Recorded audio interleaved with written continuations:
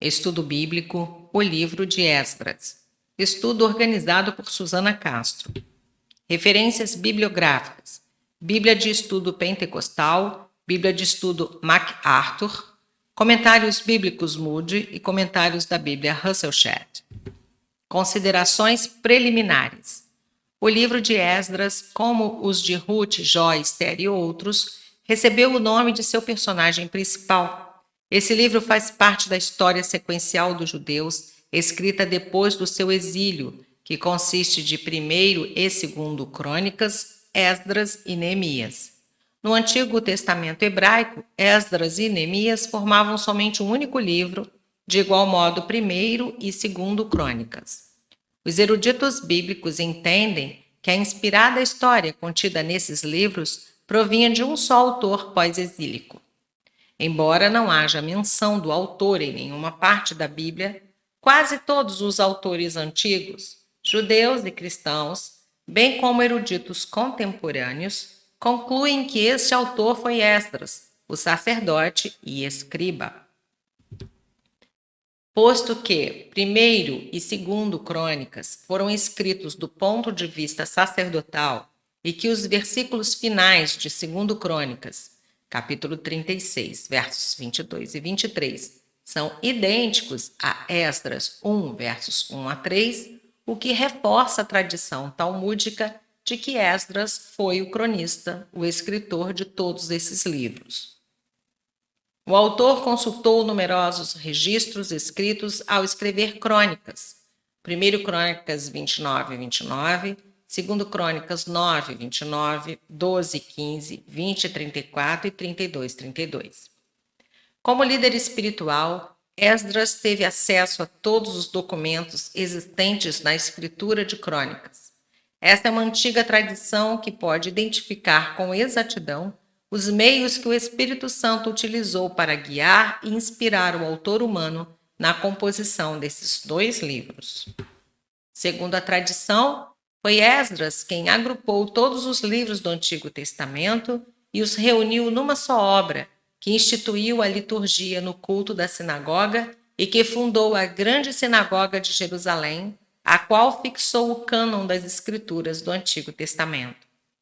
Esdras era um líder piedoso, em tudo fiel às escrituras do Antigo Testamento e as amava ardorosamente. O livro de Esdras relata como Deus cumpriu sua promessa profética através de Jeremias. Jeremias 29, versos 10 a 14, no sentido de restaurar o povo judeu depois de 70 anos de exílio na Babilônia, ao trazê-lo de volta à sua terra. O colapso de Judá como nação e sua deportação para a Babilônia ocorrera em 3 levas separadas. Na primeira, 605 a.C., a nobreza jovem de Judá, inclusive Daniel, foi levada ao exílio. Na segunda, 597 a.C., foram mais 11.000 exilados, inclusive Ezequiel. E na terceira leva, 586 a.C., o restante de Judá, menos Jeremias e os mais pobres da terra foram levados. De igual modo, a restauração do remanescente exílico, em cumprimento à profecia de Jeremias, ocorreu em 3 levas. Na primeira, 538 a.C., 50.000 exilados voltaram, liderados por Zorobabel e Jesua. Na segunda, 457 a.C., mais de 17.000 voltaram conduzidos por Esdras, e na terceira leva, 444 a.C., Neemias e seus homens levaram de volta o restante do povo. Cerca de 2 anos depois da derrota do Império Babilônico pelo Império Persa, 539 a.C., começou o retorno dos judeus à sua pátria. O livro de Esdras registra a primeira e a segunda levas de repatriados, abrangendo 3 reis persas, Ciro, Dario e Artaxerxes, e 5 líderes espirituais de destaque, a saber: 1. Zorobabel, que conduziu os primeiros exilados; 2. Jesua, um sumo sacerdote piedoso que auxiliou Zorobabel; 3. Ageu, o profeta. 4. Zacarias, outro profeta que, juntamente com Ageu, encorajava o povo a concluir a restauração do templo. 5. Esdras, que conduziu o segundo grupo de exilados de volta a Jerusalém e a quem Deus usou para restaurar o povo espiritual e moralmente. Se Esdras escreveu esse livro, como é geralmente aceito, ele compôs sua obra sob inspiração do Espírito Santo, mediante consulta aos arquivos oficiais.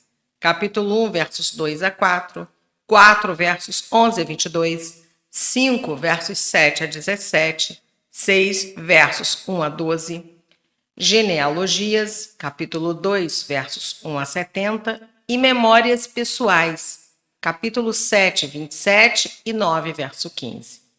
O livro foi escrito em hebraico, a não ser 4, verso 8, 6, 18 e 7, de 12 a 26, trechos que foram escritos em aramaico, a língua oficial dos exilados da Babilônia.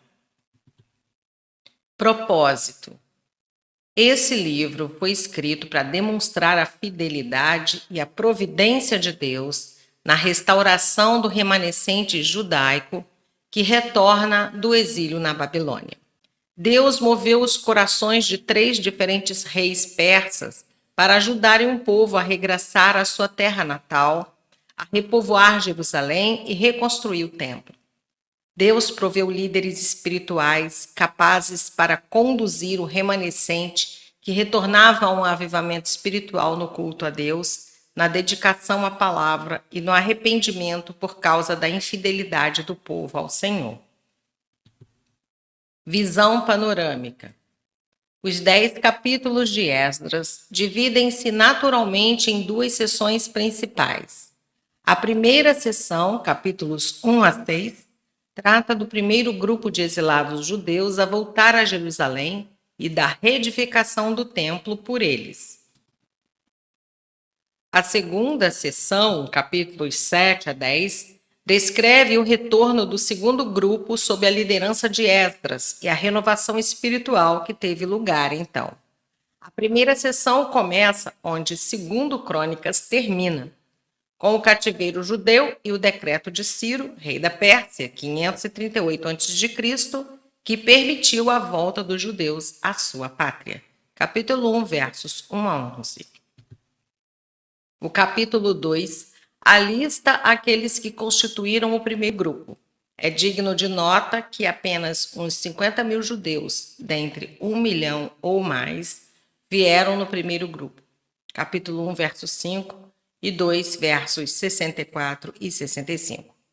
No capítulo 3, Zorobabel, um descendente de Davi, e Josua, o sumo sacerdote, mobilizaram o povo para a reconstrução do templo destruído. Astutos inimigos de Judá manipularam meios políticos e interromperam a obra por algum tempo, capítulo 4. Mas depois a obra recomeçou e o templo foi concluído em 516 a.C., capítulos 5 e 6. Houve um intervalo de quase 60 anos entre os capítulos 6 e 7. Nesse período, Ester se tornou a rainha da Pérsia, consorte do rei Assuero, Artaxerxes I. Ester tornou-se rainha por volta de 478 a.C. Os capítulos 7 e 8 registram eventos de uns 20 anos mais tarde, quando então um grupo menor de exilados voltou da Pérsia para Jerusalém, sob a liderança de Esdras. Enquanto os primeiros exilados que voltaram realizaram a tarefa de edificar a casa de Deus, Esdras empreendeu a obra de restaurar a lei de Deus no coração do povo. Neemias 8, versos 1 a 8. Esdras deparou-se com uma apostasia generalizada, espiritual e moral entre os homens de Judá, evidenciada em seus casamentos mistos com mulheres pagãs. Com profunda tristeza, Esdras confessou a Deus o pecado do povo e intercedeu por ele, capítulo 9. O livro termina com Esdras à frente de um imenso culto público, levando o povo ao arrependimento diante de Deus e de todos e ao rompimento dos casamentos ilícitos com mulheres pagãs e incrédulas, capítulo 10. Características especiais. 4 características principais assinalam o livro de Esdras. 1. Esdras e Neemias são o único registro histórico da Bíblia sobre a restauração pós-exílica dos judeus que retornaram à Palestina. 2. Uma característica notável deste livro é que entre suas duas divisões principais, capítulos 1 a 6 e capítulos 7 a 10, há um intervalo histórico de aproximadamente 60 anos. O livro abrange 80 anos. 3. Esdras demonstra claramente como Deus vela sobre sua palavra para cumpri-la. Jeremias 1, 12, 29 e 10. Deus controlou os corações dos reis persas, como o leito do rio comanda a direção das suas águas, para reconduzir seu povo à sua pátria. Capítulo 1, verso 1, 7, versos 11 a 28, Provérbios 21, 1. 4. O modo de Esdras tratar as mulheres pagãs com as quais os judeus, inclusive sacerdotes, se casaram, transgredindo os mandamentos de Deus, ilustra amplamente o fato de que Deus requer que o seu povo viva separado do mundo pagão e, às vezes, ele emprega medidas radicais para tratar da perigosa transigência com o mal no meio do seu povo.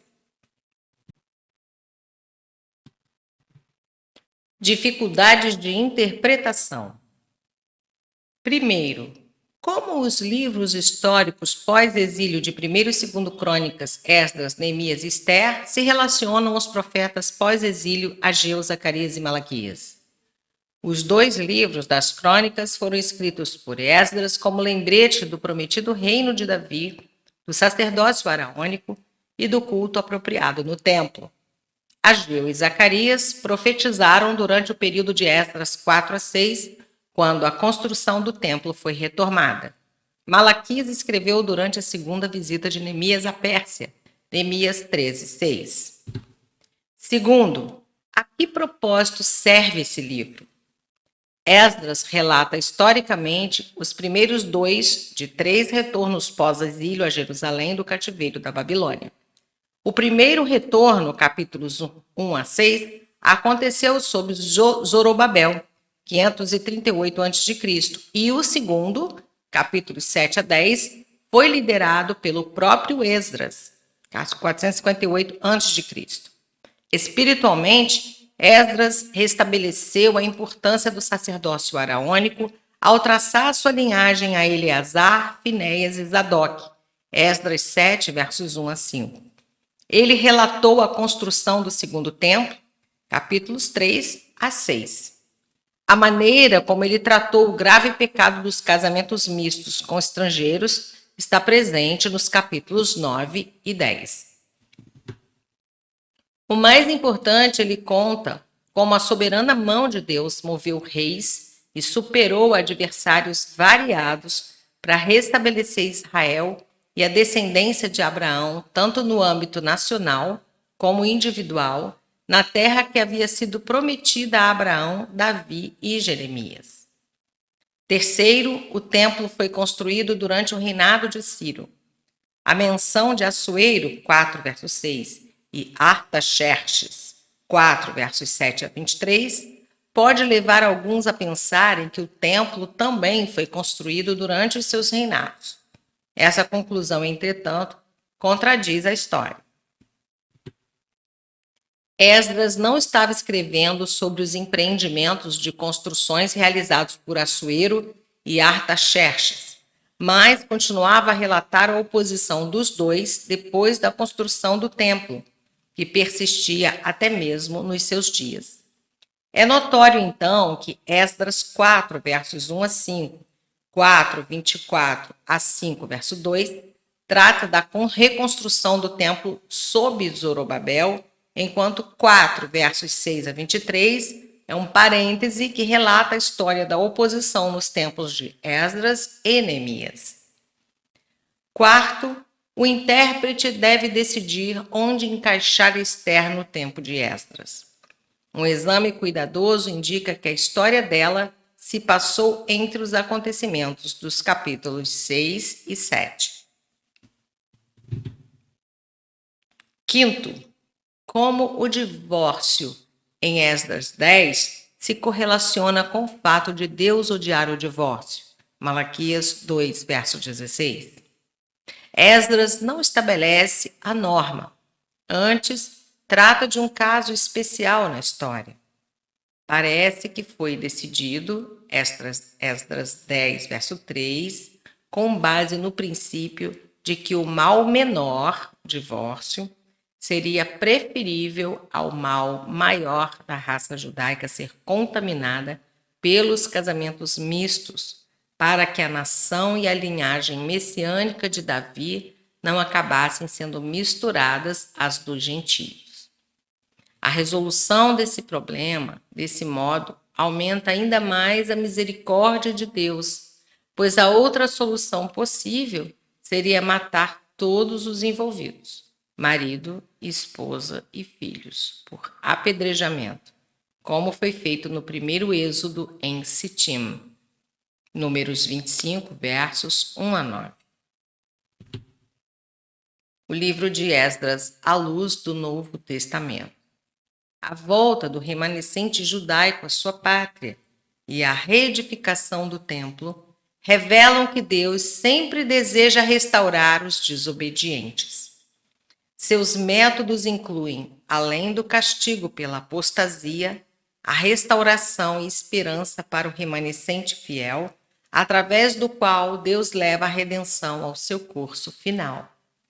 Vemos esse princípio no Novo Testamento, onde o remanescente crente dentre os judeus aceitou a Jesus como seu Messias, enquanto o fluxo principal da redenção passou dos judeus incrédulos para os gentios na igreja primitiva.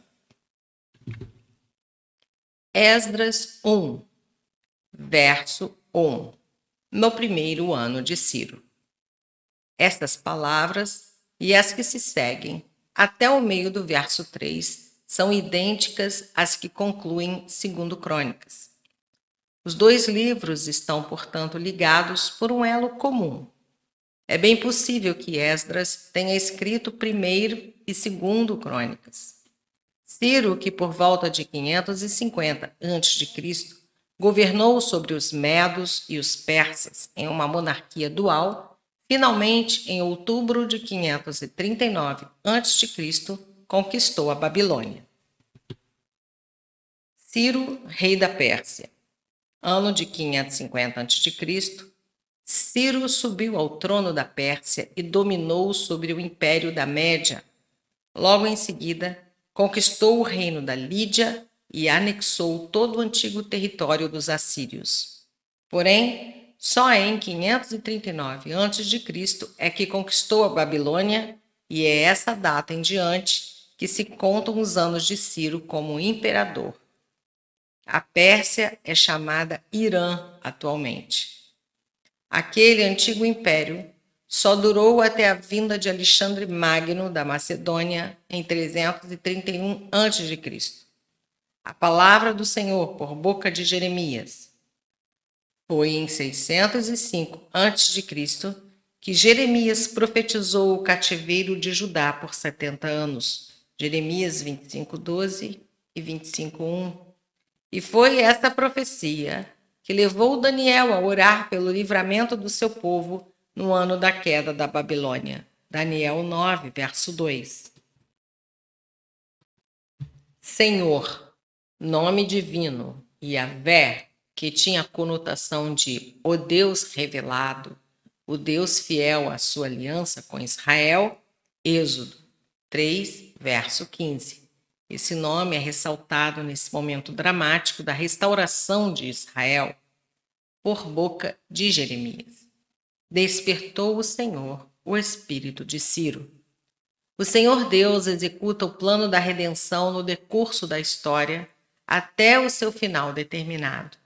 No cumprimento disto, Deus às vezes resolve humilhar governantes poderosos, exemplo, Nabucodonosor, Daniel 4, ordenar juízo destruidor contra reis, exemplo, Faraó, por ocasião do Êxodo, Êxodo 14, Belsazar, Babilônia, Daniel 5, ou elevar um dirigente internacional, exemplo, rei Ciro da Pérsia, verso 2, a fim de cumprir sua palavra e realizar os seus propósitos. Ao despertar o espírito de Ciro para ser benevolente para com os vencidos e exilados, Deus fez cumprir-se a tempo a sua promessa feita através de Jeremias. Provérbios declara que o coração do rei é como ribeiros de águas na mão do Senhor. A tudo quanto quer o inclina a fim de garantir a marcha contínua da redenção e desfecho da história. Provérbios 21, verso 1. Verso 2. O Senhor me encarregou de lhe edificar uma casa em Jerusalém. Cerca de 200 anos antes, Isaías profetizara que Ciro seria o instrumento divino para libertar os judeus do exílio e iniciar a restauração do templo. Isaías 44, 28 a 45, verso 7 e 45, verso 13. Não é preciso que se pretenda que o libertador fosse um crente verdadeiro. Isaías 45, 4. Eu te chamei pelo nome, ainda que não me conheces. O famoso cilindro de Ciro registra esta oração do rei persa. Que todos os deuses que eu recoloquei em suas sagradas cidades peçam diariamente a Bel e Nebo que me concedam uma vida longa. Ciro provavelmente reconhecia o Deus de Israel como uma das divindades mais importantes, especialmente se Daniel lhe mostrou as profecias de Isaías. Esse decreto foi arquivado em Ecbatana, onde Dario I o descobriu 20 anos depois. Esdras 6, verso 2. O decreto de Ciro, restaurando a nação de Israel, juntamente com seu culto nacional, faz parte do seu decreto geral em prol de várias nações, como é definido no Cilindro de Ciro, uma descoberta arqueológica que confirma essa narrativa antes duvidada. Verso 3. Cada decreto recebia uma fraseologia aceitável ao povo que dele se beneficiava. Duvida-se que Ciro fosse crente no Senhor. Quem dentre vós? Sempre houve uma minoria fiel de leais servos de Deus desde o princípio do mundo. Agora estes recebiam sua oportunidade. Verso 4. Ajudarão. A providência de Deus muitas vezes tem dirigido pessoas que não eram do seu povo a ser instrumentos seus em fases importantes da sua obra. No êxodo da escravidão, Êxodo 11, 3, na restauração do cativeiro, Esdras 1, 4, e no início da proclamação do Evangelho pela Igreja primitiva, Atos 2, verso 47. Nota: o decreto de Ciro, versos 2 a 4. 1. Uma confissão notável quanto à existência, grandeza, bondade, autoridade e vontade de Deus. Verso 2. 2. Uma permissão satisfatória. Verso 3. 3. Um mandamento atencioso. Verso 4. Verso 5. Preparação para a viagem. Milhares de judeus piedosos atenderam à convocação de Ciro e prepararam-se para a longa viagem. Muitos dos utensílios que Nabucodonosor tirou do templo foram entregues aos judeus para serem levados de volta a Jerusalém. Verso 6. Todos os que habitavam nos arredores os ajudaram. Só retornaram cerca de 50.000 judeus, Esdras 2, versos 64 e 65. A maioria resolveu permanecer na Babilônia, onde muitos já estavam estabelecidos. Jeremias 29, versos 4 a 7. Assim, estavam em condições de ajudarem aqueles que pretendiam retornar. Gentios também provavelmente deram presentes. Êxodo 12, versos 35 e 36. Verso 7. Os utensílios da casa do Senhor. Alguns utensílios foram levados à Babilônia em 605 a.C., Daniel 1, 2. Alguns em 597 a.C., segundo Reis 24, verso 13. E o restante em 586 a.C., segundo Reis 25, 14 e 15, Jeremias 27, versos 16 a 22. Aqueles que Ciro não enviou de volta nesta ocasião foram devolvidos ao templo por Dario I em cerca de 518 a.C., Esdras 6, 5. Contudo, o mobiliário do templo, inclusive a Arca da Aliança, foram destruídos em 586 a.C., Jeremias 3,16, segundo Reis 25, 13. Nabucodonosor, segundo Reis 24, de 10 a 13, 36, verso 7, Daniel 5, versos 1 a 4. Verso 8. Sesbazar, príncipe de Judá. Assim como Daniel era oficialmente conhecido em Babilônia por Beltesazar, Daniel 1,7, Zorobabel era provavelmente conhecido por Sesbazar. Sabemos que Zorobabel lançou os alicerces do templo, Esdras 3:8, 5:2 e Zacarias 4:9. Mas, em uma carta oficial a Dario, Sesbazar é quem o faz, Esdras 5:16. Zorobabel era neto do rei Jeoaquim, Jeconias, 1 Crônicas 3, 17 a 19, e um antepassado de José, Mateus 1, 12. O fato de 1 Crônicas 3, 19 chamá-lo de filho de Pedaías, em vez de Sealtiel, Esdras 3, 2, dá a impressão de que Sealtiel morreu sem filhos e que Pedaías contraiu casamento em levirato com a viúva de seu irmão. Verso 9. Bastias. Para as ofertas no templo. Números 7, versos 13, 19 e 25. Verso 11. O total de 5.400 supõe mais vasos do que os 2.499 enumerados nos versos 9 e 10. Levou Sesbazar. Esta foi a primeira imigração em 536 a.C. A segunda foi em 458 a.C., lideradas por Esdras, capítulos 7 a 10. A terceira foi em 444 a.C. com Neemias, Neemias 2, versos 1 a 5. Outros judeus continuavam a preferir as vantagens materiais da Babilônia. Nota: as providências divinas para sua obra, versos 5 a 11. 1. Tanto os leigos como ministros foram chamados, verso 5. E 2. Deus providenciou os meios, sustento, transporte, materiais e utensílios, versos 5, 6 e 7.